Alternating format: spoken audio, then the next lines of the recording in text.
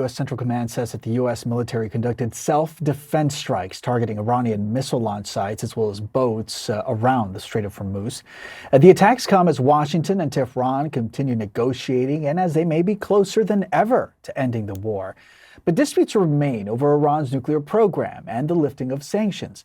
President Trump laying out his plans for destroying Iran's enriched uranium, or nuclear dust, as he often refers to it as saying that it will be either transported to the U.S., dealt with on site, or taken to another acceptable location. I want to go now to CNN's Salma Abdelaziz joining me from London. Salma, you're also closely following the current and ongoing trip of Secretary of State Marco Rubio. Is he offering any insight into where the U.S. and Iran are running into issues right now?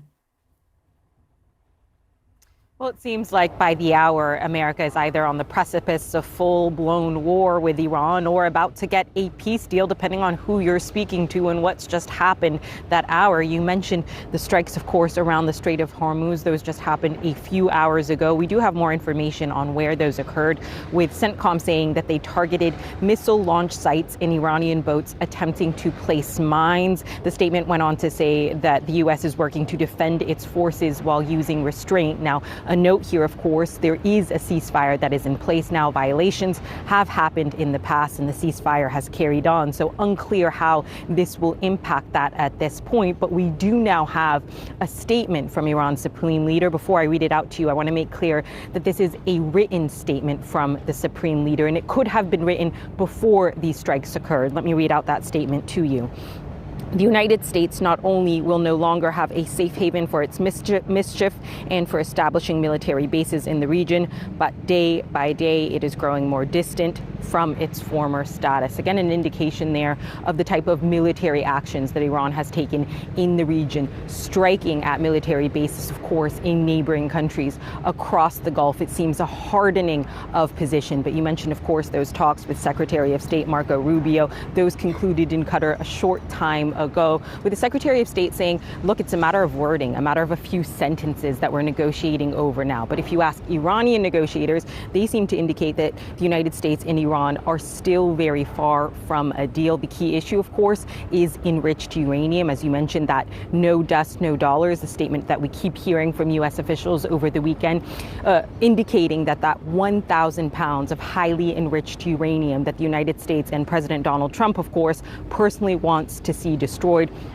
Iran, on the other hand, says that a conclusion to the war must be finalized before it speaks about how to handle that enriched uranium. And again, hearing about those strikes around the Strait of Hormuz that just occurred in the last few hours. We're hearing from Iranian state media that there was the sound of at least 3 explosions around the key port, Bandar Abbas port in southern Iran. It says, Iran's government says, and Iran's state media says that air defenses were activated. Again, we do not know if this statement that we've just heard from the Supreme Leader, a written statement that was put out to mark the Hajj pilgrimage, whether that was written beforehand or afterhand. But the key question here will be, will those U.S. strikes affect those negotiations, and how far are they from the deal now that we're seeing those attacks again around the Strait of Hormuz by the U.S. forces?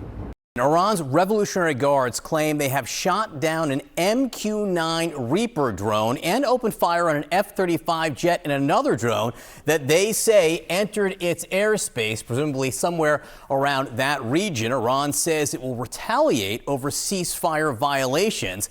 Now, overnight, the United States launched new strikes on southern Iran. You can see right here, hitting these sites that the U.S. say were missile targets. The U.S. claims it was in self-defense, and yet Secretary of State Marco Rubio says the two sides could be just days from some kind of an agreement.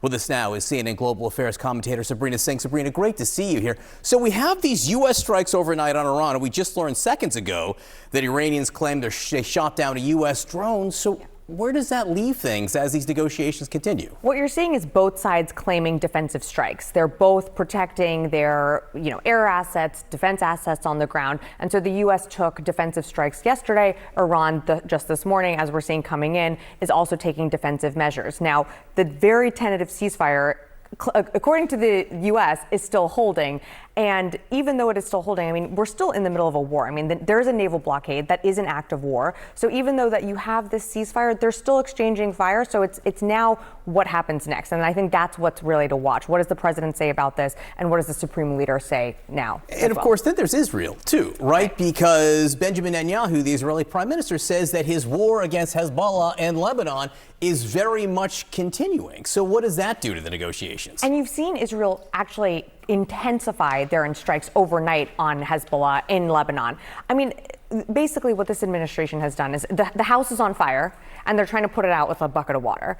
And this is a deal to get a deal. A lot of the issues, the thorniest issues, whether it's nuclear enrichment or ballistic missile capabilities, are being pushed further down the line. And meanwhile, you have Israel still conducting strikes in Lebanon, even though part of this so-called deal was that would stop. So again, it's more about what does this administration do? What is the messaging that comes from Donald Trump today? I think there is not a world in which this administration wants to start back up on kinetic strikes, which is why they keep pushing this ball down the line.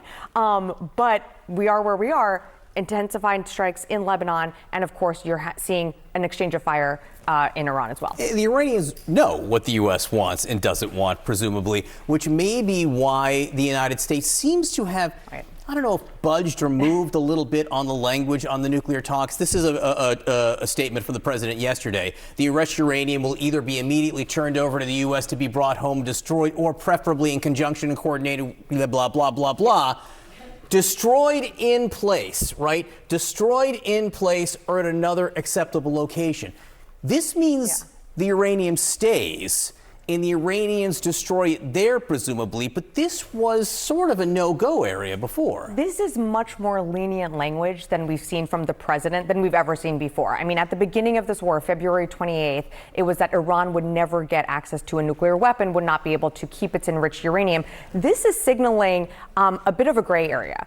And I think that this administration is hedging that they're going to need some type of third party to come in here. I mean, I don't think it will be acceptable under any terms that Iran keeps some of its enriched uranium, but we've never seen language like this, and it does lean more towards Iran and its favor. So, okay, these are the nuclear sites inside Iran, the uranium buried presumably underneath some of these facilities right now. When we say destroyed, it's again murky what exactly that means. That means you could degrade the uranium from 60% enrichment to what, like 5 or 10%, but that's still potentially useful down the line.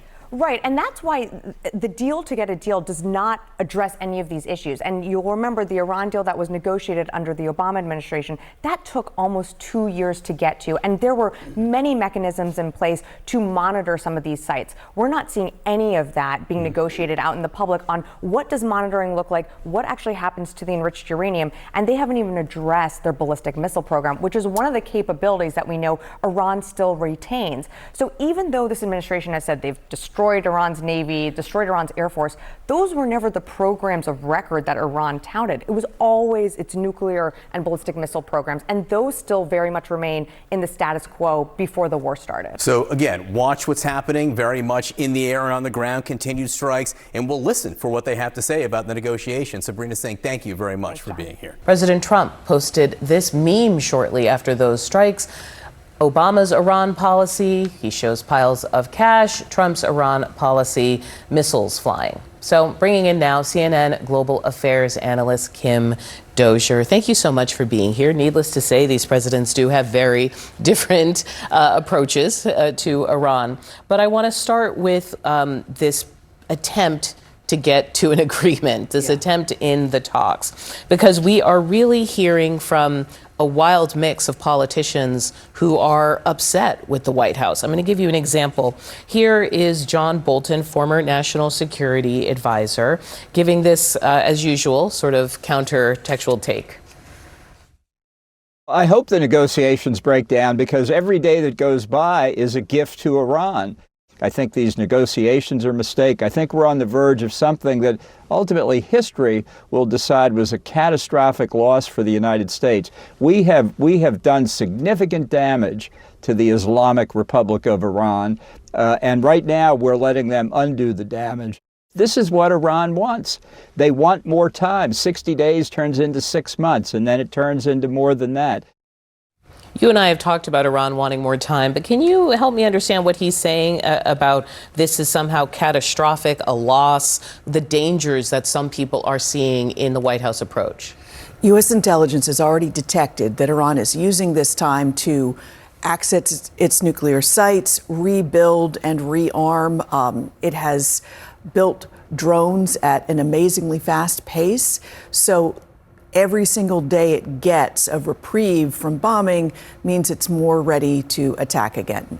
Also, Iran has talked about now lifting the ban on the internet. The interesting thing about that is they don't want to foment dissent, but they're willing to take the risk because the Iranian economy is under such strain, and a lot of the economy runs on businesses that use the internet. So that shows that the stress is hitting Iran, but it is getting a relief by these days without attacks. It's interesting because we've talked so much about what the president is dealing with here domestically, but in Iran, they have an incentive, right? You have a supreme leader who is relatively new. You have people who have been under this bombardment.